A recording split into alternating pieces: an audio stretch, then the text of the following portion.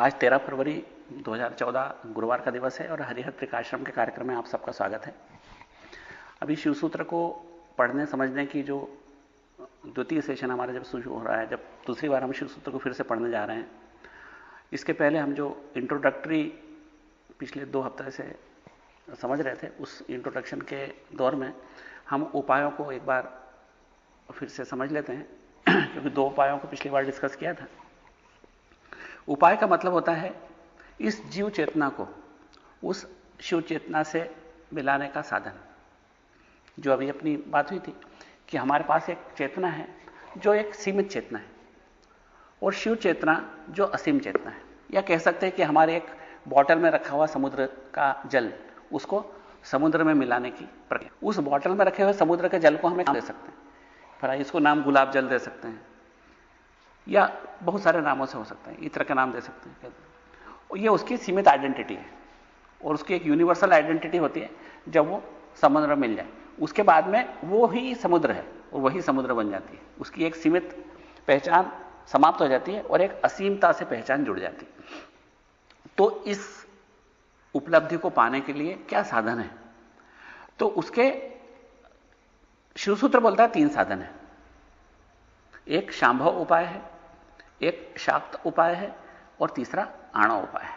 तीनों उपाय हैं, शांभव उपाय, शाक्त उपाय, आणव उपाय। इन तीनों उपाय में क्या किया जाता है, क्या फर्क है और किनके लिए कौन सा उचित है, यह हम डिस्कस कर रहे थे। सबसे पहला है शांभव उपाय, जो सर्वोच्च उपाय है। इसमें एक विशेष क्रम से ही यह बात बताई गई है। सबसे पहले शिखर की बात, फिर मध्य की बात, फिर आधार की बात। शिखर की बात सबसे पहले इसलिए कि हमको यह मालूम होना चाहिए जब कोई भी ग्रंथ आरंभ करे तो हमारा गंतव्य क्या है या हमारा टारगेट क्या है, किस चीज के लिए हम यहां प्रयासरत हैं। जब तक ऐसा ना होगा, जैसे अगर हम आपको बस में बिठा दें और बोले चलो, तो पहला प्रश्न होगा कहां चल रहे हैं अपन। अगर हमको टारगेट मालूम कि हां हम फलाने शहर के लिए जा रहे हैं, तो आप बड़े आनंद से उस शहर का इंतजार करेंगे, वहां चलेंगे। लेकिन उस शहर जाने के लिए आप कहां हो, इस बात पर निर्भर करेगा कि यात्रा कितनी बड़ी होगी, यह यात्रा किन रास्तों से होकर गुजरेगी। अगर आप वहीं पे हो जहां जाना है, तो आपको वहीं रहना है, जाने की जरूरत ही नहीं। जैसे एक सम्मेलन हो रहा है या लोकसभा की बैठक होने वाली है और आप दिल्ली में ही हो, तो आपको कहीं जाना ही नहीं है, जहां आप हो वहीं पे रहना है। यह है शांभव उपाय। अगर आपके अंदर चिंतन से उस अपनी चेतना को पहचानना संभव है, विचार शून्यता से उस वास्तविक चेतना को पहचानना संभव है, तो आपको किसी यात्रा की जरूरत नहीं है। उसका नाम है शांभव उपाय। यह गुरु कृपा से होती है और दृढ़ इच्छा शक्ति से होती है। जब आपकी इच्छा शक्ति दृढ़ हो तो आप विचार शून्य हो सकते हैं, काफी समय के लिए विचार शून्य हो सकते हैं और उस विचार शून्यता की एक लंबी कड़ी के रूप में आप अपनी वास्तविक चेतना को पहचान सकते हैं, जिस चेतना में असीम क्षमता है, जो शिव चेतना है, जिसके द्वारा इस समस्त ब्रह्मांड की उत्पत्ति हुई है। तो उस चेतना को पहचानने के लिए आपको सबसे पहली जरूरत है विचार शून्यता। इसको हम इच्छोपाय भी कहते हैं, जो शिव की इच्छा शक्ति से जुड़ा है। जैसे शिव की इच्छा शक्ति स्वतंत्र शक्ति है, जिसके द्वारा सब कुछ ब्रह्मांड का निर्माण हुआ, उसकी इच्छा से सब कुछ ब्रह्मांड का निर्माण हुआ और उसकी इच्छा शक्ति से ही सब शक्तियां अपना स्वरूप ग्रहण करती हैं। उसी इच्छा शक्ति का नाम स्वतंत्र शक्ति भी है और उसी इच्छा शक्ति से सब कुछ निर्मित हुआ है। तो इसलिए इसका नाम इच्छोपाय भी। गणितीय दृष्टिकोण से बोलें तो हम इसको बोलते हैं 0 डायमेंशन मेथड या शून्य आयाम की विधि, जिसमें कोई यात्रा नहीं करनी, जिसमें आपको कुछ नहीं करना है। ना आपको कहीं सांस लेनी गहरी छोटी, ना कहीं ध्यान पे बैठना है, ना कहीं ध्यान पे बैठना है, ना कहीं आंखें मूंदनी है, ना कहीं मंदिर में जाना है, ना कोई पानी चढ़ाना है, ना कोई माला फेरनी है, ना कोई तीर्थ में जाना है, ना कोई किसी तरह का उपक्रम करना है। यानी जो कुछ भी आपको करना है वह आपके भीतर, और न केवल भीतर बल्कि वो भी जो कुछ है आपके पास उसमें आपकी वास्तविक मैं को पहचानना है खाली। वो भी अपने विचारों को शांत करके, मात्र बिना विचार के अपने वास्तविक अस्तित्व को आप पहचान सकते हैं। और उसी परिस्थिति में ऋषियों ने उपनिषद भी लिखे हैं, और उसी परिस्थिति में विचार शून्य का स्थिति में ही उनको वो सब कुछ मिलता है जो अनंत की भाषा है। उसी में जो भाषा है उसको हम परावाग बोलते हैं, परावाणी बोलते हैं। जो चेतना की भाषा है वो परावाणी है। उससे आगे पश्चंती, उसके आगे मध्यमा, उसके आगे वेखरी। जैसे मैं जो बोल रहा हूं ये वेखरी वाणी है। जो वेखरी वाणी कहां से निकलती है उसके आगे उद्गम को भी मैं पहचान लूं तो मैं अपने आप वास्तविक मैं को पहचान सकता हूं। क्योंकि वास्तविक में ये वाणी मेरे जीवान से नहीं निकल रही। ये जीवान तो उस शब्द को एक रूप दे रही है जो मैं बोलना चाहता हूं। उसके पहले ये विचार मेरे मन में आता है जिसको मेरे को बोलना है।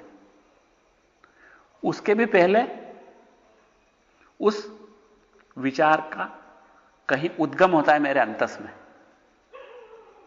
और वो उद्गम स्थान अगर मेरे को समझ में आ जाता है कि उद्गम कहां से होता है तो मुझे अपना मैं पहचानने में देर नहीं लगेगी। तो जो इस योग्यता के धनी है, जो अपने वास्तविक सत्य को चिंतन के द्वारा पहचान सकते हैं, जो समझ सकते हैं कि ये वास्तविक सत्य मेरा यही है, और विचार शून्यता की स्थिति में उसका दर्शन कर सकते हैं, विचार शून्यता की स्थिति में उसका एहसास कर सकते हैं। दर्शन भी नहीं बोल सकते, उसको एहसास ही बोल सकते हैं। तो उस एहसास को जब महसूस कर सकता है इंसान तो उसके लिए शांभव उपाय है। अति संक्षेप में हम ये तीनों उपायों को देख रहे हैं। दूसरा जो उपाय है उसका है नाम, मैथमेटिकल नाम है वन डायमेंशन मेथड। अभी थी इसको जीरो डायमेंशन मेथड थी, इसका नाम है वन डायमेंशन मेथड। इस वन डायमेंशन मेथड में इसका नाम है शाक्तोपाय। इसमें हमको क्या करना है, हम जहां खड़े हैं हमको अपने टारगेट पर निगाह रखनी है, और उस टारगेट पर निगाह रख के उस टारगेट को अपनी विजन में ब्रॉड होते चले जाने देना, और हम टारगेट पर पहुंच जाते हैं। हमारा अपनी निगाह उससे हटाना नहीं है, उस टारगेट की ओर चलना है। अब ये कैसे करना, क्योंकि कोई भी थ्योरी हमारे काम की नहीं है जब तक कि हमको उसका प्रैक्टिकल एस्पेक्ट समझ में नहीं आ जाए। यह हमेशा ख्याल रखेगा कि यहां पर जो कुछ भी बताया जाता है, हमारे गुरु जी जो कुछ भी कहा जाता है, बताया जाता है, उसकी प्रैक्टिकल विधि जरूर बताई जाती है, अन्यथा कोई काम का नहीं, कोई ज्ञान किसी काम का नहीं। हमको खुद भी कहते कि टारगेट पर निगाह रखिए और बिल्कुल चलिए, तो कैसे चलोगे आप? क्या सड़क के ऊपर कोई निशान लगा के उसकी तरफ दिशा में चलोगे? कैसे चलोगे? तो प्रैक्टिकल जब तक आपको नहीं समझ में आएगी कोई बात, तब तक हम वास्तव में कहीं भी नहीं टिकते। इसलिए शाक्तोपाय जो हम में से अधिकतर लोगों के लिए ज्यादा बेहतर है। शांभवोपाय के लिए हमको उच्च योग्यता की, अर्हता की जरूरत है, जहां पर कि हम विचार शून्य हो सकें और लंबे समय तक विचार शून्य की अवस्था में बैठ सकें, और धीमे धीमे वो जो भावना विचार शून्यता की है वो हम अपने विचारों को भी देखने लगे। उसके बाद दिनचर्या में भी हम उन सब क्रियाकलापों और अपने विचारों को और भावनाओं को और इच्छाओं को सबको देखें, है ना, और उसके बीच में भी हम अपने वास्तविक सत्य को कभी नहीं छोड़े, हमारे निगाह उसी पर रहे, हम उसी में जिए, बल्कि वो हम अपना नेचर मान लें। जैसे अभी मैं के रूप में मैं कहूंगा ये मैं हूं, मेरी इतनी उम्र है, ये मेरा इतना ज्ञान है, ये इतना बड़ा वजन है मेरा, पर इसके बजाय मैं वास्तविक मैं को पहचानूं कि मैं वो ही केंद्र हूं जो मेरे अपने अंतस में है, जिसके द्वारा मेरी वाणी निकल रही है, जिसके द्वारा ये शरीर चल रहा है, जिसकी ऊर्जा से मेरे प्राण इसमें टिके हैं। क्योंकि प्राण भी टिके हैं तो कुछ तो है ना उसकी पकड़, जिसकी वजह से प्राण टिके हैं इस शरीर में। प्राणों का प्राण कौन है, उसको अगर मैं पहचान सकूं और उसमें जी सकूं, उसको अपना वास्तविक मैं समझ सकूं, तो फिर मेरे लिए शांभवोपाय है। लेकिन अगर नहीं है तो शाक्तोपाय। लेकिन शाक्तोपाय में क्या करना होगा कि मुझे एक टारगेट के ऊपर निगाह रख के उस टारगेट से निगाह नहीं हटानी। अब कैसे करना, तो इसके लिए एक सूत्र दिया है योगियों ने, ये शिव सूत्र में नहीं है, बाकी योगियों ने एक सूत्र दिया है, इसका नाम है मध्यम समाश्रयेत, यानी मध्य को पकड़ो। कैसे? जब एक क्रिया, दूसरी क्रिया, तीसरी क्रिया, चौथी क्रिया, जो अलग अलग क्रियाएं होती है, तो हर क्रियाओं के बीच में एक संधि काल होता है, एक संध्या होती है, जहां पर कि एक क्रिया समाप्त होती है, दूसरी क्रिया अपना स्वरूप लेती है। अगर आप चल भी रहे हैं तो दाहिना पैर आप रखेंगे, फिर बायां पैर उठाएंगे, और दाहिने पैर को रखते रखते बाएं पैर उठाएंगे और बाएं पैर को रखते रखते दाहिना पैर उठाएंगे। इस तरीके से आप दो क्रियाओं के बीच में हमेशा जीवन की डोर को आगे बढ़ाते चले जाते हैं। कुछ भी करो आप, जैसे आप यहां बैठे हो, वो उठा, अपनी किताब उठा ली, इसको हम शिवशास्त्र की भाषा में क्या बोलते हैं? जिस क्रिया का आप आरंभ करते हो उसकी सृष्टि करते हो, उसका निर्माण करते हो।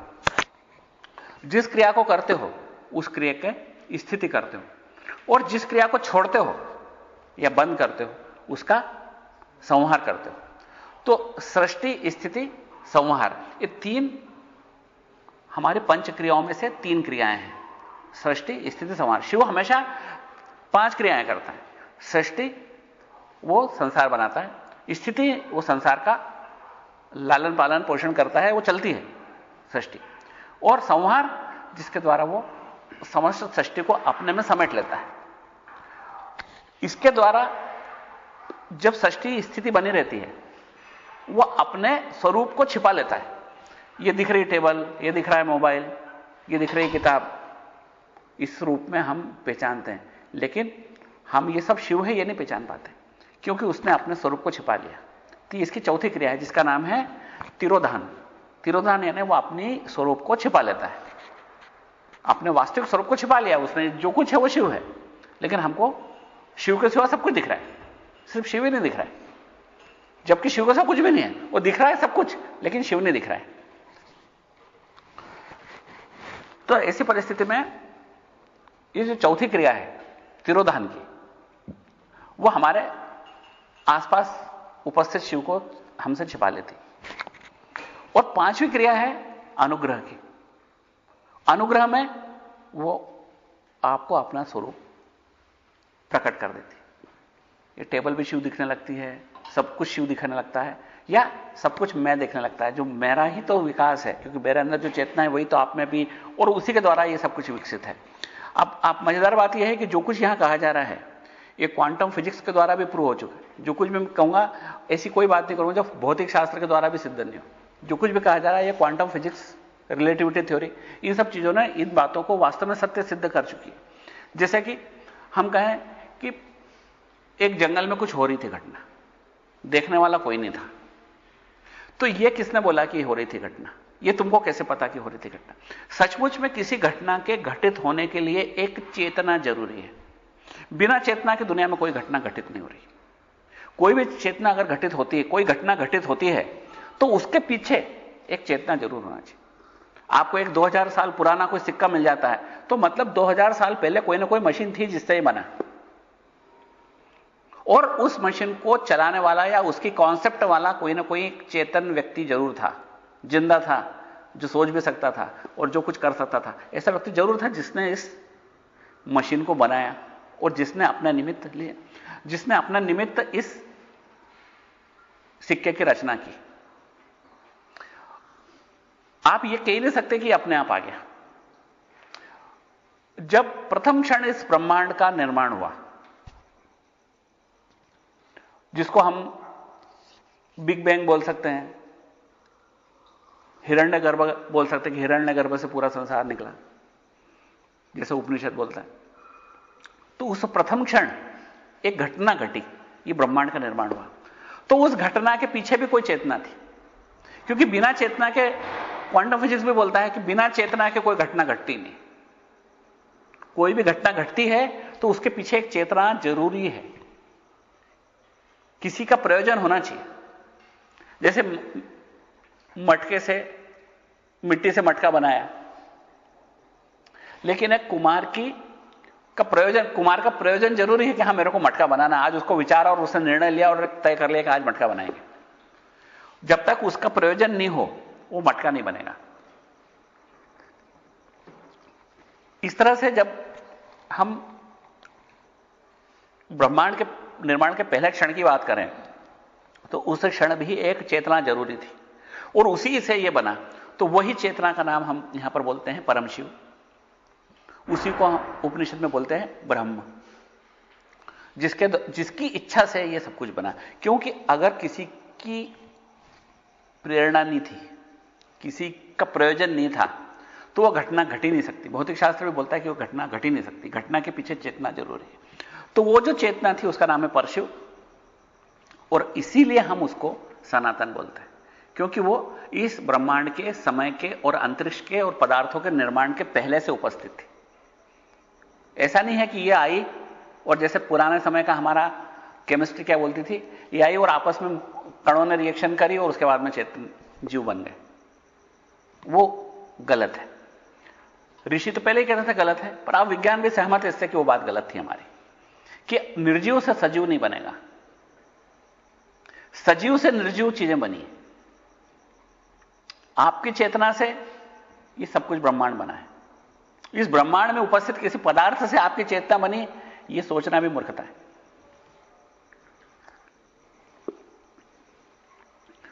तो फिर शिव क्या करता है? सृष्टि, स्थिति, संहार, ये 3 क्रियाएं सतत करता है। और चूंकि हम क्या हैं? शिव के छोटे संस्करण, स्मॉलर एडिशन ऑफ शिव, छोटे संस्करण है शिव, इसलिए हम भी वही 3 क्रियाएं सतत करते हैं। सृष्टि, स्थिति, संहार। सृष्टि, संहार। ये चाय यहां रखी, ये मेरा मन हुआ, ये मैंने चाय उठाई, ये चाय की सृष्टि हुई। अब मैंने चाय पी, ये चाय की स्थिति हुई।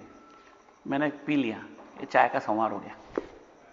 अब मैंने बात शुरू की, बात की सृष्टि हो गई।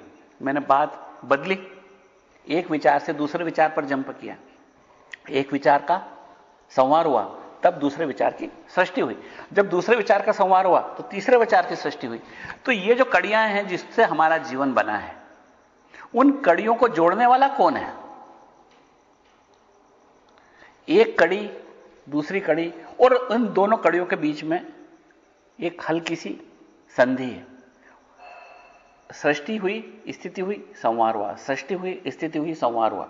इन भिन्न भिन्न घटनाओं की या भिन्न भिन्न जोड़ों के बीच में क्या तार है जिसके द्वारा ये घटनाएं जुड़ी हैं, जिसका नाम हमने जीवन दिया। हमारा एक जीवन काल होता है, उस जीवन काल में हमारे साथ लगत घटनाएं घटती हैं। चाहे हम सांस लेते हैं, चाहे सोचते हैं, चाहे बोलते हैं, एक विचार पे आते हैं, एक विचार से दूसरा विचार लेते हैं, कभी सोते हैं, कभी स्वप्न देखते हैं, कभी जगते हैं। लेकिन उन क्रियाओं के बीच में एक क्रिया की सृष्टि होती है, दूसरे का संहार होता है, फिर एक नई क्रिया की सृष्टि होती है, फिर दूसरी क्रिया का जन्म होता है। इसलिए सृष्टि, स्थिति, संहार की क्रिया हम चलते रहती। तो इन 2 घटनाओं के बीच में एक तार है जो उसको जोड़े रहता है, और वो तार है चेतना का तार, चैतन्यता का तार। क्योंकि दोनों घटनाएं चैतन्य से जन्म लेती है और चैतन्य में छिप जाती हैं। उसी केंद्र से जन्म लेती है, उसी केंद्र में समा जाती है, उसी केंद्र में से जन्म लेती है, वापस उसी केंद्र में समा जाती है। क्योंकि जहां से आई है वहीं जाएंगी, समाएंगी वहीं पे। समुद्र से जो पानी आया है वापस समुद्र में जाएगा, चाहे कितनी लंबी भी यात्रा हो जाए उसकी। बरसात होगी, उधर नदी नाले में से होते हुए वापस जाएगा तो समुद्र में जाएगा। तो जहां से निकला वहीं जाएगा। केंद्र से निकली चीज केंद्र में जाएगी, केंद्र से सब कुछ निकला तो सब कुछ केंद्र में जाएगा। एक अगर विचार भी निकला है तो वो मेरे अंतस से निकला है, मेरे अंदर से, जो मेरा इनर बीइंग है, जो मेरे वास्तविक सत्य है, उस सत्य से निकलने वाला जो विचार है वापस जब समाप्त होगा तो उसी सत्य पर जाकर टिक जाएगा। तो हमारा इनर बीइंग जो है वो हमारा वास्तविक सत्य है, और उसी सत्य से निकलने वाला विचार उसी सत्य पर जाकर वापस समाप्त हो जाता है। इसलिए एक विचार भी आता है तो अपना स्वरूप ग्रहण करता है, और जब दूसरे विचार को जगह देनी होती तो वो विचार अपने आप चेतना में विलीन हो जाता है, और उसी चेतना से नया विचार बनता है। एक क्रिया, जैसे मैंने बताया, भी चाय पीने की क्रिया हो, किताब पढ़ने की क्रिया हो, या मेरा चश्मा उठाने की, वो क्रिया अपना स्वरूप लेती है तो उसका सृष्टि होती है। जब मैं चश्मा पहन लिया उसकी स्थिति हो गई, लेकिन अब मैंने किताब की तरफ ध्यान दिया तब चश्मा का तो संहार हो गया, अब इस किताब की सृष्टि हो गई। तो योगी क्या करता है कि हमेशा 2 विचारों और 2 घटनाओं के बीच में ध्यान केंद्रित करता है। जैसे कि हमारी माला होती है ना, इसमें मन के होते हैं अलग अलग। एक मन का यहां से शुरू होता है, मोटा होता है, फिर बारीक हो जाता है, और जहां वो बारीक हो जाता है वहीं से दूसरा बारीक मन का शुरू होता है, और वो फिर मोटा हो जाता है, फिर बारीक। मुझे देखना हो कि इन दोनों मनकों को जोड़ने वाला क्या है। तो मैं जब कहां ध्यान केंद्रित करूंगा? दोनों की संधि पर। दोनों मन के जहां आपस में जुड़ते हैं वहां पर ध्यान केंद्रित करूंगा तो मुझे दिखाई दे जाएगा कि अच्छा इसके अंदर सोने का तार डाला है, अच्छा इसमें चांदी का तार डाला, अच्छा इसमें सूत का धागा है, अच्छा लाल रंग का धागा है। कब दिखाई देगा? जब 2 मनकों के बीच में मेरा ध्यान जाएगा। क्योंकि मेरी चेतना को अगर मैंने पकड़ना है तो मुझे तभी पकड़ना चाहिए जब एक स्थिति संवृत होकर अपने आप को चेतना में विलीन कर चुकी है और दूसरी स्थिति उससे पैदा होने वाली है।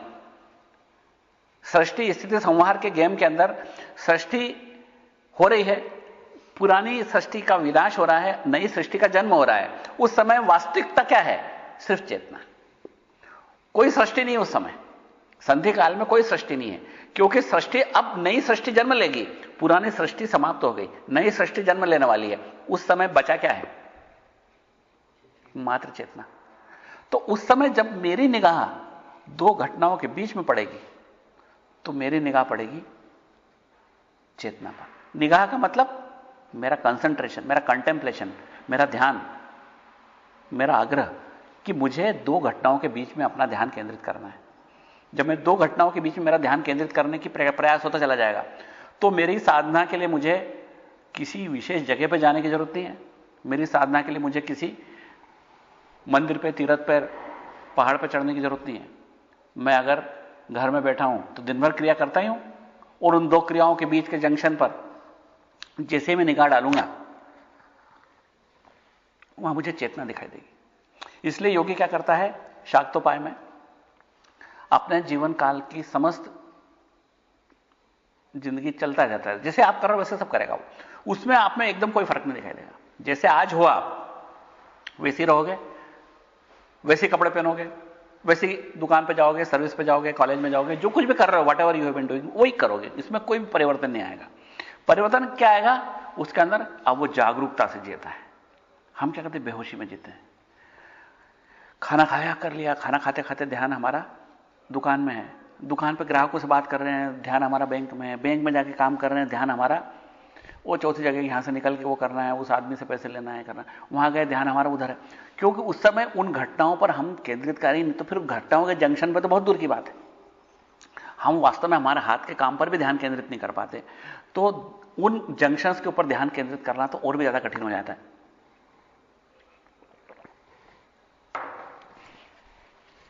तो सचमुच में जब हमको शाक्तोपाय का योगी बनना है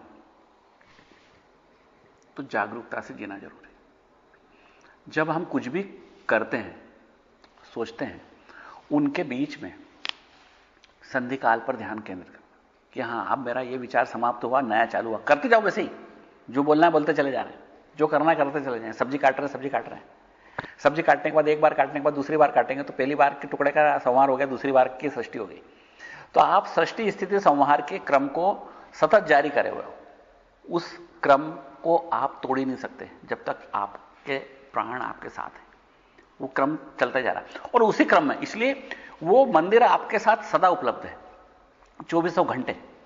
चाहे आप कुछ भी कर रहे हो, वो मंदिर आपके साथ चलता है। आपको मंदिर जाना नहीं, मंदिर आपके साथ है। आपको सदा साधना करने के लिए सतत उस चेतना के ऊपर ध्यान केंद्रित करना है जो दो घटनाओं के बीच में हो रही है। आपने एक कदम रखा, दूसरा उठा रहे हो, उसकी सृष्टि हो रही है, इसका संहार हो रहा है। जब इसको उठा लिया है तो इसकी स्थिति हो गई, और जब इसको रख रहे हो तो इसका संहार होगा और इसकी सृष्टि हो रही है। तो आप सृष्टि स्थिति संहार के जब इस क्रम को सतत जारी रखते हैं और उसके बेस पे दो घटनाओं के बीच में ये मेरा पैर का संहार हो रहा है और इसकी सृष्टि हो रही है, उस क्षण पर जब मैं अपना ध्यान केंद्रित करूं, उस जागरूकता से जीने का नाम है शाक्तोपाय। मेरा ध्यान कहां है? मात्र केंद्र पर, मात्र चेतना पर, जिस चेतना के तार ने ढेर सारी घटनाओं को आपस में जोड़ रखा है, जिसका नाम जीवन है। और उन घटनाओं के बीच में मैंने उस तार को पकड़ लिया, उसका नाम है शाक्तोपाय। क्यों? क्योंकि इसका नाम है सिंगल डायमेंशन मेथड। इसके पहले अपन ने देखी वो थी जीरो डायमेंशन मेथड, क्योंकि उसमें कुछ नहीं करना है। हम चेतना को ही जानते हैं, चेतना को ही पकड़े हैं, फिर हमको क्या करना? चेतना से सब कुछ विकसित है, हम उसी पर ध्यान केंद्रित कर सकते हैं, निर्विकार हो सकते हैं, निर्विचार हो सकते हैं। और जब हम निर्विचार हो सकते हैं तो हमारा जो वास्तविक बीइंग है, जो हमारे वास्तविक अस्तित्व है, वो प्रखर हो जाता है। अभी हमारे वास्तविक अस्तित्व के ऊपर क्या छाया रहता है? हमारे विचार, हमारी भावनाएं, हमारी घृणाएं, हमारी प्रतिस्पर्धाएं, हमारी पसंद, हमारी नापसंद, ये सब कुछ छाई होती है। यही हमारा व्यक्तित्व है जो बुरी तरह से मलावृत है। लेकिन उस अस्तित्व के बीच में जब हम वास्तविक चेतना को, हमारे जो कि हमारे चैतन्य स्वरूप हम हैं, उस वास्तविक मैं को जो जानता है, उसके लिए किसी भी क्रिया की कोई जरूरत नहीं है। जीरो डायमेंशन मेथड है, क्योंकि उसको अपने आप में, उसको वहीं रहना है जहां है। लोकसभा की मीटिंग हो रही है दिल्ली में, और वो दिल्ली में है तो उसको दिल्ली में ही रहना है, बस ये है कि बाहर नहीं जाए। लेकिन अगर वो कहीं बाहर है तो उसको एक जात निगाह उस पर रखने की, बस ये दिल्ली जाने का सारा रास्ता सबसे शॉर्टेस्ट कौन सा है, बस उसके ऊपर जाना है। इसका नाम है शाक्तोपाय। और उसका मेथड क्या है कि किन्हीं भी दो विचारों, दो घटनाओं, दो क्रियाओं के बीच में जो जंक्शन पॉइंट है, उसके ऊपर ध्यान केंद्रित करें। ऐसा करने के लिए कुछ भी नहीं, आप सब कुछ करते हुए जो कर रहे हो, चाहे आपने घर का काम हो, बैंक का काम हो, पढ़ाई का काम हो, नित्य कर्म हो, सब कुछ करते हुए दो क्रियाओं के बीच में जब ध्यान केंद्रित करते हैं तो वास्तव में आप जागरूकता से जीते हैं। मैं क्या कर रहा हूं। जैसे कभी कभी आदमी को हंसी आई, वो हंसी को भी देखता है, देखो हंसी का उद्गम हुआ, अब मेरी हंसी नष्ट हुई, और उसका दूसरी। लेकिन इसको बोलने की जरूरत नहीं है, ना शब्दों में ढालने की जरूरत है, न मन के अंदर वैसे विचारों को लाने की जरूरत है, बल्कि उसको सिर्फ देखने की जरूरत है। क्योंकि यह हंसी एक हिस्सा है मेरे जीवन का, ये दुख ये हिस्सा है मेरे जीवन का, ये क्रोध एक हिस्सा है मेरे जीवन का, ये प्रतिस्पर्धा हिस्सा है मेरे जीवन की, घृणा भी हिस्सा है मेरे जीवन का। और ये अलग अलग चीजें, देखो घृणा की उत्पत्ति हुई, ये घृणा का नाश हो गया। ये घृणा में मैंने देखो उसको गाली दे दी और अब घृणा का नाश हो गया। उस वक्त वो आदमी जो अपनी जिंदगी जैसे जी रहा है वैसे जिएगा, उसमें बदलने की जरूरत नहीं उसको। लेकिन उस सब के बीच में उस तार को देखेगा जिस तार के द्वारा ये सारी घटनाएं आपस में गुथी हुई हैं, और उसी का नाम है शाक्तोपाय। अब तीसरा उपाय है आणवोपाय। यह है मल्टी डायमेंशन मेथड है। इसको मल्टी डायमेंशन मेथड क्यों बोलते हैं कि अभी हमको बहुत कॉम्प्लिकेटेड रूट से चेतना को समझना है। हमारी क्वालिफिकेशन जीरो है, अभी हमको कुछ नहीं आता, हम शून्य हैं। हमको ये चेतना वेतना वाली बात भी समझ में आती, मैं कौन हूं, मेरे अंदर चेतना है, एक केंद्र है, इससे सब कुछ विकसित होती, बात भी पल्ले नहीं पड़ती, कुछ समझ में नहीं आती। तो ऐसे लोगों को सबसे पहले अपने अंदर एक भावना पैदा करना पड़ेगी जिससे ये आकर्षण आए, ये बात समझ में आए। और ऐसा करने के लिए योगी कहते हैं कि आपको आणवोपाय से गुजरना पड़ेगा। तो उस आणवोपाय के अंदर कुछ चीजों पर आपको ध्यान केंद्रित करना होता है, कुछ चीजें होती हैं जिन पर आपको कंसंट्रेट करना होता है। और उन कंसंट्रेशन जो करने वाली चीजें हैं उसमें बहुत ऋषियों ने विचार सोच के उसको 4 हिस्सों में बांटा कि 4 हिस्सों में आप कंसंट्रेट कर सकते हैं। उसको बोलते हैं एक उच्चार, यानी कंसंट्रेशन ऑन ब्रीदिंग। अब ये ध्यान से समझना, ये क्रियोपाय बोलते हैं। पहला क्या था, इच्छोपाय। दूसरा था क्या, अभी शाक्तोपाय, जिसका नाम है ज्ञानोपाय, जिसमें हमने अपनी मात्र कंसंट्रेशन एक पॉइंट पे करा था। किस चीज पर, चेतना पर, बस बाकी हमको कुछ लेना नहीं। वो क्रियाओं के बीच में जो तार है, जो क्रियाओं को जोड़े हुए हैं, उस पर ही कंसंट्रेट किया था। चाहे हमारे क्रोध को देख रहे हैं, चाहे हमारे प्रतिस्पर्धा को, घृणा को, चाहे हम जो कुछ भी कर रहे हैं उसको देख रहे हैं, अच्छा बुरा जो कुछ भी कर रहे हैं, उन सब के बीच में उनको घटनाओं को जोड़ने वाले तार को देख रहे थे। क्योंकि दो तारों के बीच में ही माला बनती है, तारों से ही माला गुथती है। दो घटनाएं आपस में जुड़ी हैं तो उनको जोड़ने वाला कुछ है। क्योंकि आपने एक काम किया, उसका दूसरा काम किया, इस कड़ी का नाम जिंदगी है, तो उस कड़ी को जोड़ने वाला क्या है, उसको जोड़ती है आपकी चेतना। वही वास्तविक चेतना जिससे ब्रह्मांड का निर्माण हुआ। तो उस चेतना को जब आप देखोगे तो आप शाक्तोपाय के विधि से उस चेतना का एहसास कर जाओगे। तो उस शाक्तोपाय का नाम है सिंगल डायमेंशन मेथड, क्योंकि आपको मात्र एक काम करना है, एक दिशा में काम करना है कि भिन्न भिन्न घटनाओं के बीच में आपको उस चेतना के धागे को पकड़ना है। और जीरो डायमेंशन मेथड में कुछ नहीं करना है, बस उस सत्य को संभाले रखना है निर्विकार रूप से। क्योंकि आपके वास्तविक बीइंग जो है वो आपको बिना विचार के होते ही अपने आप प्रखर हो जाती है। लेकिन ये जो मेथड है, ये मल्टी डायमेंशन मेथड है। तीसरी आणवोपाय, जो कठिन है, क्रियोपाय बोलते हैं इसको। पहला था इच्छोपाय, दूसरा ज्ञानोपाय, तीसरा क्रियोपाय। इसके द्वारा आपको कुछ ना कुछ करते रहना पड़ेगा, इसकी क्रियाओं में घुसना पड़ेगा।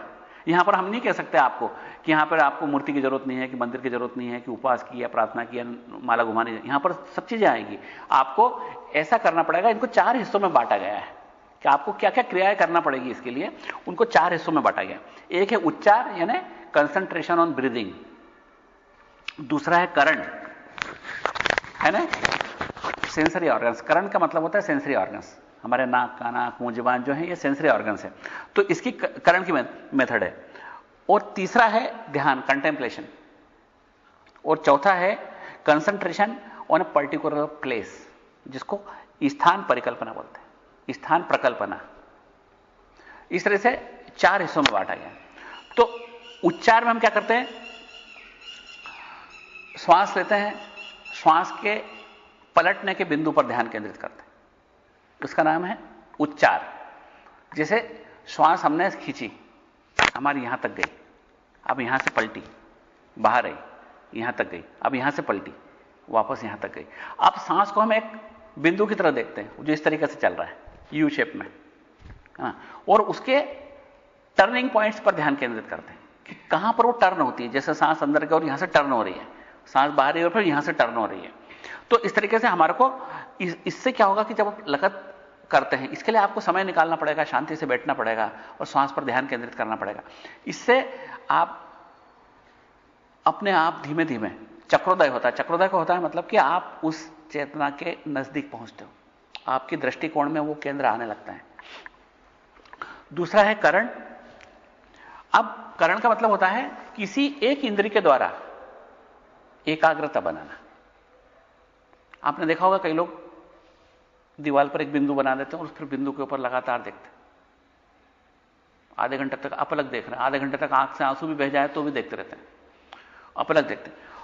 अब अपलक देखते हैं वो एक बात है, लेकिन अगर हमको अपना टारगेट मालूम है कि हम अपलक क्यों देख रहे हैं और उससे हमको क्या करना है और हमको क्या मिलेगा, तब उस अपलक देखने का महत्व है, अन्यथा नहीं। अब हमने एक दीपक जला लिया या एक बिंदु बना लिया और हम उसको अपलक देख रहे हैं, बैठे हैं बिना आंख मटकाए लगातार देख रहे हैं, धीमे धीमे समय बढ़ाते गए, 5 मिनट देखे, अगली बार 10 मिनट, फिर 15 मिनट, आधे घंटे तक लोग ऐसे ध्यान करते हैं। वो बिंदु विलुप्त हो जाता है। जब आप अपलक देखते हो, सतत सतत देखते हो लगत, तो वो बिंदु विलुप्त हो जाता है और बिंदु विशाल होता चला जाता है और उस विशालता के अंदर वास्तव में आपको समझ में आने लग जाता है कि ब्रह्मांड इसी से निकला है, एक ही बिंदु से ब्रह्मांड या पूरी सृष्टि का निर्माण हुआ है। तो बिंदु तो ओझल हो जाता है और वहां पर समस्त विशालता अपना स्वरूप ले लेती है। यह धीमे धीमे होता है, लंबे अभ्यास के बाद होता है। कितना लंबा, यह आप पर निर्भर करता है कि आपकी योग्यता कितनी है, आपकी दृढ़ता कितनी है, आपकी करने की इच्छा कितनी है और कितने आप ईमानदारी से ऐसा काम करते हो। तो इसका नाम है करण। इसमें करण में और भी तरीके हैं, कान के द्वारा, नाक के द्वारा और तरीके से करण किया जा सकता है। कान के द्वारा जैसे किसी संगीत को सुने तो उस संगीत के उद्गम से लेके आपके कान पे आने तक की क्रिया का आप अगर ध्यान मनन करें तो आप उस संगीत के द्वारा भी करण को साध सकते हैं।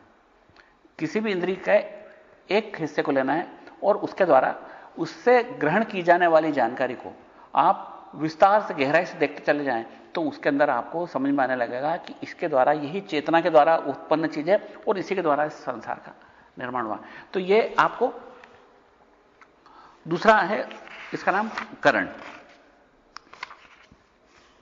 तीसरा है कंटेम्पलेशन, ध्यान। अब ये ध्यान दो तरह का होता है, एक निराकार का ध्यान, एक साकार का ध्यान। निराकार के ध्यान में जैसे गुरु ने आपको मंत्र दिया, उस मंत्र का मतलब समझाया तो उस मतलब पर ध्यान केंद्रित हो, ये निराकार का ध्यान है क्योंकि वहां पर कोई आकार ही नहीं। और दूसरा है साकार का ध्यान। साकार के ध्यान में क्या है, आपने सामने ले ली कृष्ण जी की मूर्ति ले ली, शिव जी शिवलिंग बिठा लिया सामने, उसके सामने बैठ के आप बैठे हैं घंटे भर तक उनको निहार रहे हैं। तो ये क्या है, साकार का ध्यान। ये निम्नतम स्तर का है ना, जो कुछ भी हम क्रिया बताते हैं निम्नतम स्तर पर उतरती चली जा रही है कि ये क्रिया एकदम निम्नतम स्तर की। जैसे आप मंदिर में गए और आधे घंटे तक मूर्ति को निहार रहे हैं, है ना, उसके द्वारा भी आपको धीमे धीमे उस चेतना के दर्शन होने लगते हैं, चक्रोदय होने लगता है, आपको उस केंद्र के बारे में एहसास होने लगता है। इसलिए जो लोग मंदिर जाते हैं घंटे भर बैठ रहे हैं तो उनको मूर्ख मत समझिए, वो भी आणवोपाय कर रहे हैं, वो भी जरूरी है उनके लिए क्योंकि वो उसी स्तर पर हैं। लेकिन समस्या तब है जब हम उसमें कट्टरता शामिल कर लेते हैं, बस यही सब कुछ है, बस इसके आगे कुछ भी नहीं। जैसे अगर कोई बच्चों को हम KG1 भेजें और वो कहते नहीं हम तो 25 साल तक यहीं पढ़ेंगे, हम इसके आगे नहीं जाएंगे और हमको बस मजा आ रहा है इसमें, तो मजा तो आ रहा है लेकिन उस मजे के बारे में वो तुमको भेजा क्यों था, उसका मूल उद्देश्य था कि उससे आगे बढ़ देगा आपको। लेकिन अगर आपको लगे कि नहीं हम तो बस यहीं रहेंगे, वहां समस्या है। और जो दूसरी क्लास में है या दूसरी स्कूल में है वो मूर्ख है, पागल है। जो मुसलमान है तो पागल है, वो पंजाबी है तो पागल है, हम ही समझदार हैं। तो वो जो भावना आ जाती है हम प्रतिस्पर्धा की और हम सही बाकी गलत, वहां पर है ना ये आणोपाय समाप्त हो जाता है, वो सारे उपाय समाप्त हो गए। वो भी उपाय है, आप मूर्ति को निहार रहे हैं, मूर्ति की पूजा कर रहे हैं, उसको देख रहे हैं, लगातार एक चीज पर ध्यान केंद्रित कर रहे हैं, साकार पर ध्यान केंद्रित कर रहे हैं, निम्न स्तर का साधना है, लेकिन उसके बावजूद साधना है। यह आणोपा की तीसरी साधना है, कंटेम्पलेशन, यानी ध्यान करना। निराकार पर ध्यान कर सको, किसी शब्द के अर्थ पर ध्यान कर सको, मंत्र के अर्थ पर, या मंत्र के स्वरूप पर ध्यान कर सको। जैसे आपको लिखा ओम जुम सह, तो वो आप ध्यान कर रहे हैं कि ओम लिखा है, स्वर्ण अक्षरों में लिखा है, बड़े बड़े अक्षर सामने रखे हैं, वो जुम लिखा है, सह लिखा है, और हम उन पर ही ध्यान केंद्रित कर रहे हैं, और ये हमारे महामृत्युंजय का मंत्र, इस तरह से आप ध्यान केंद्रित कर रहे हैं। तो वो एक अर्थ पर ध्यान केंद्रित करना है और एक स्वरूप पर ध्यान केंद्रित करना है।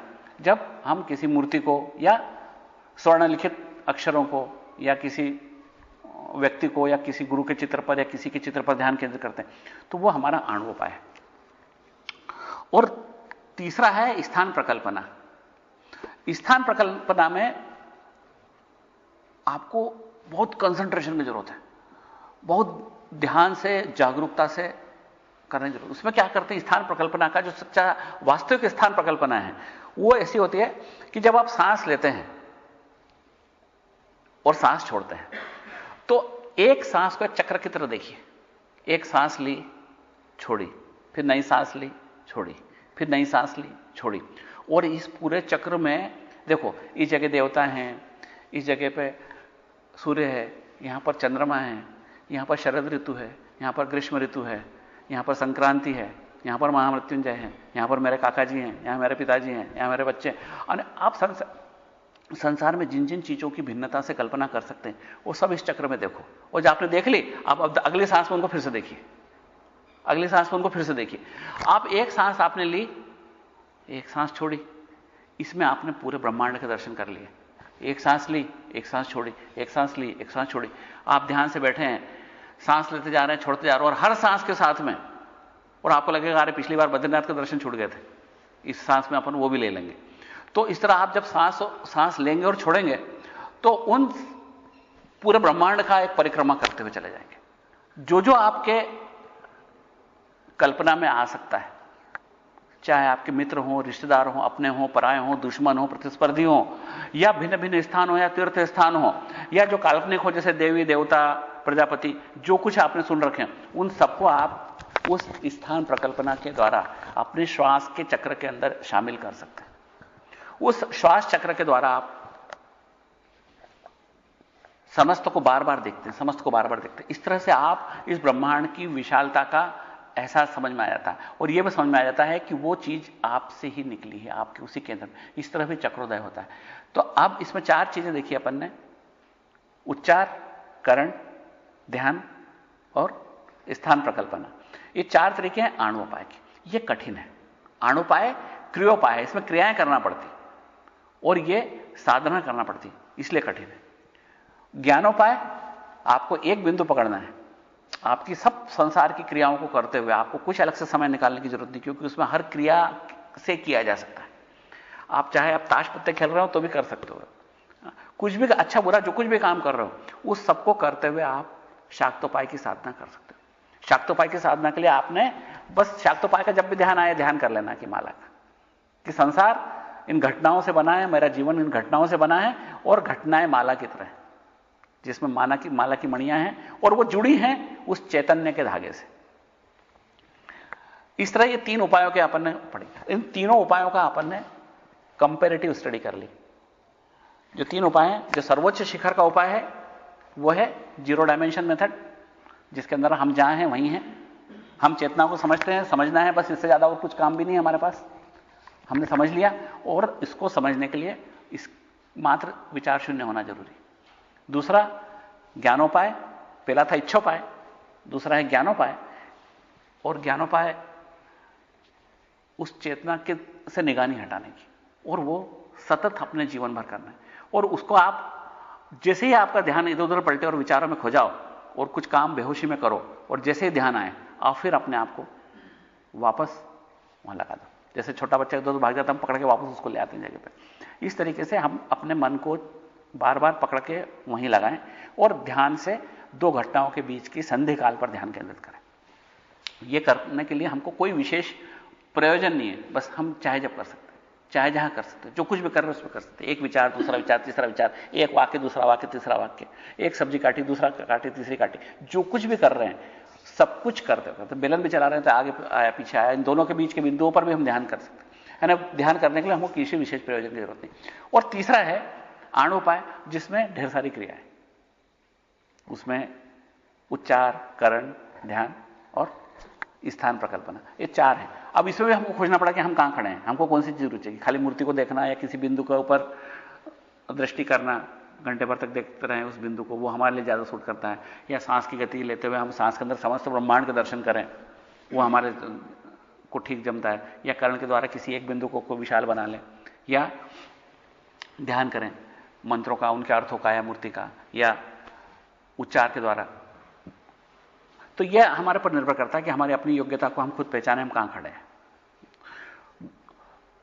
अब हमको लक्ष्मण जी महाराज का विचार बता देते हैं इस मामले में। तीन आपके सामने रखे हैं। एक शांभवोपाय जो सर्वोच्च योगी के लिए है, जो अपनी चेतना को खुद पहचान लेता है और उसके ऊपर स्थिर हो जाता है। दूसरा शाक्तोपाय जो एक सामान्य योगी के लिए है, जो चेतना को समझ चुका है या समझना चाहता है, बहुत निकट है उसके, वो चेतना पर निगाह केंद्रित करके अपनी जिंदगी को बदल लेता है। वो सब परिवर्तन आने लगते हैं जिनकी हम बात करते हैं। योगी हो जाता है, अंदर से दृढ़ हो जाता है, स्थिरता मिल जाती है, जीवन शांत सुख में प्रसन्न चित्त हो जाता है। सुख दुख को हम ऐसे देखते हैं जैसे कोई अड़ोसी पड़ोसी को हो, जो खुद के नहीं है। ये सब कुछ उससे भी मिल जाता है, आणवों से मिल जाता है। महत्व क्या है? अब 2 बातें बताइए। सबसे मजेदार लक्ष्मण जी महाराज ने कि शांभवोपाय अंतिम है, वहां पर सबको जाना है। आणवोपाय के द्वारा क्या होगा, ये 4 बताए ना चीजें, इनसे आपको शाक्तोपाय की पात्रता मिल जाएगी। बस इससे आपको क्या होगा, मंदिर में जाओगे, रोज ध्यान करोगे, घंटे भर मूर्ति को देखोगे, चाहे वो बिंदु पर ध्यान केंद्रित करोगे, चाहे दीपक के ऊपर कंसंट्रेट करोगे, चाहे सांस की प्राणायाम करोगे, चाहे सांस के अंदर ब्रह्मांड को देखोगे, इन सब के द्वारा आपको क्या होगा, उस चेतना के धागे को पकड़ने की योग्यता मिल जाएगी। और उस चेतना को धागे को पकड़ने की योग्यता से क्या होगा, आप उस चेतना को समझ जाओगे, उसका चेतना का एहसास हो जाएगा, यानी कि शांभवोपाय पे पहुंच जाओगे। यानी आपको आणवोपाय से शांभवोपाय और शांभवोपाय से आणवोपाय से शाक्तोपाय और शाक्तोपाय से शांभवोपाय पर जाना है। यानी आपको शिखर पर जाना है। अगर शिखर पे हो तो वहीं रुको, बीच में हो तो ऊपर चढ़ जाओ, नीचे हो तो बीच में, और बीच में आके ऊपर जाओगे। यानी कुल मिला के रास्ता वही है, मंजिल वही है, लेकिन आप कहां खड़े हो उस पर निर्भर करता है कि रास्ता कौन सा और कितना लंबा होगा। आप कहां खड़े हैं उसके अनुसार तय करना है कि आप आणवोपाय के लिए योग्य हैं या शाक्तोपाय के लिए योग्य हैं, या सीधे सीधे शांभवोपाय को स्वीकार कर सकते हैं। लक्ष्मण जी महाराज कहते थे कि हम में से अधिकतर जनता जो आध्यात्मिक रुझान वाली, जैसे आप यहां आए, निश्चित रूप से आप में आध्यात्मिक रुझान है, अगर ना होती तो यहीं नहीं आते। ऐसे लोगों के लिए शाक्तोपाय सर्वोत्तम है। अधिकतर लोगों की कल्याण की गुंजाइश शाक्तोपाय से, यानी सिंगल डायमेंशन मेथड से।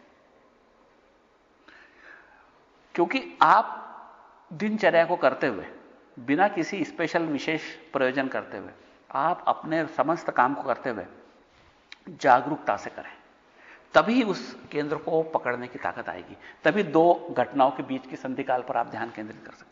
इसलिए सबसे पहली जरूरत क्या है कि पहले तो हम अपने आप को तोल लें, समझ लें कि हम कहां खड़े हैं। हम अपनी चेतना को पकड़ना चाहते हैं, उस चेतना को कहां से पकड़ेंगे? तो अगर हम सोचते हैं कि हमको हमारी चेतना यूं ही समझ में आ रही है, तो आप फिर जहां वहीं रहो, शांत बैठकर निर्विचार होते रहो बार बार। लेकिन अगर आप वहां नहीं हो तो फिर 2 घटनाओं के बीच में अपना ध्यान केंद्रित करना शुरू करो। इसके लिए आपको क्या करना होगा, जिंदगी को जागरूकता से जीना होगा। यही मूल वाक्य है इसका, जिंदगी को जागरूकता से जीना है। जागरूकता से जीना क्या है, आप अभी चल रहे हो, हम भूले गए कहां जा रहे थे। कुछ काम करते करते अरे पता नहीं क्या कर लिया, क्या कर रहे थे। हम अपनी जिंदगी को बेहोशी में जीते हैं, ये सत्य है। एक सामान्य व्यक्ति जिंदगी को बेहोशी में जीता है। वो ये बेहोशी लाई हुई है वही माता जी की, माया की। माया आपको बेहोश करती है, आपको जागरूकता से दूर ले जाती है। अब हमको माया को अपोज करना है, माया इस दिशा में लेके जा रही है, हमको वापस उस दिशा में जाना है। शिव उतर के धरती पर आया, हमको धरती से चढ़ के शिव तक जाना है, तो हमको दिशा उल्टी करना है। उसने हमको बेहोश किया, हमको जागरूक होना है। यह हम में संभव है। माया आपकी अवगामिनी है, आपके पीछे चलने वाली है। आपने अधिकार दे दिया कि मुझे बेहोश करो, तो उसने कर दिया, लेकिन आप वो अधिकार छीन लो, नहीं, अब हम जागरूकता से जिएंगे, वो आपको बेहोश नहीं कर सकती। वो आप बोलो कि नहीं, मुझे वापस मेरे शिव स्वरूपता प्राप्त करनी है, वो आपको हाथ पकड़ के ले जाएगी, क्योंकि वो आपकी अवगामिनी है, वो आपकी सहचरी है, वो आपको कभी मना कर ही नहीं सकती, क्योंकि वो आपके अधीन है। लेकिन हम अपनी इस शिव स्वरूपता को भूल गए, हम भूल गए कि हम कौन है, इसलिए हम उसके अधीन होकर चल रहे हैं।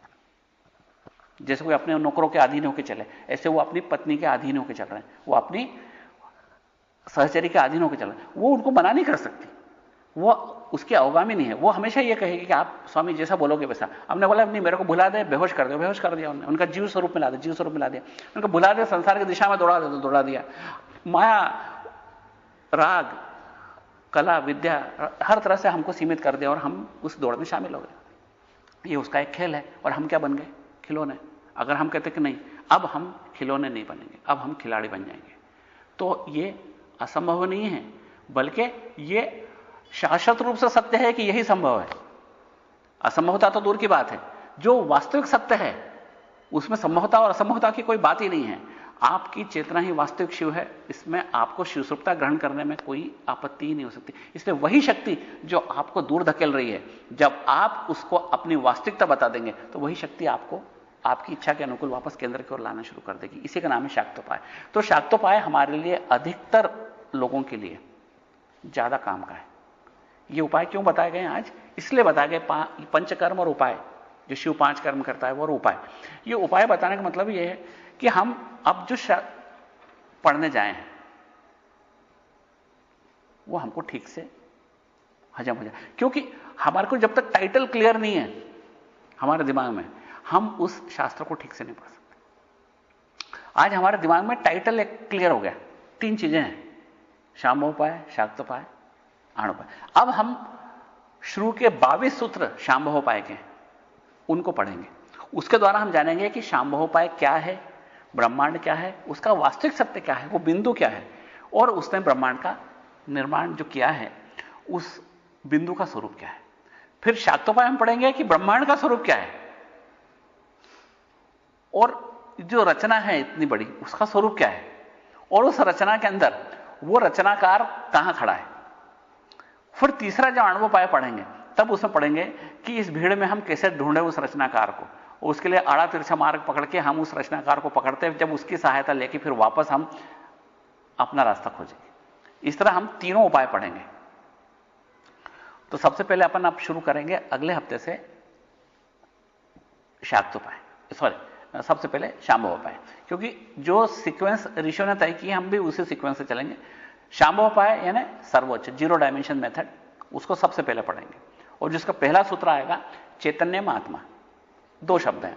और मजेदार बात यह है कि जैसे कि हिंदुस्तान की धरती पर रहने वाला हर शास्त्र, चाहे वो दुग्भंजनी साहब हो पंजाबियों का, चाहे आपका उपनिषद हो ईशावास्य उपनिषद, चाहे आपकी स्पंदकारिका हो, चाहे शिव सूत्र हो, पहला सूत्र अपने आप में समस्त शास्त्रों को समेटे हुए रहता है।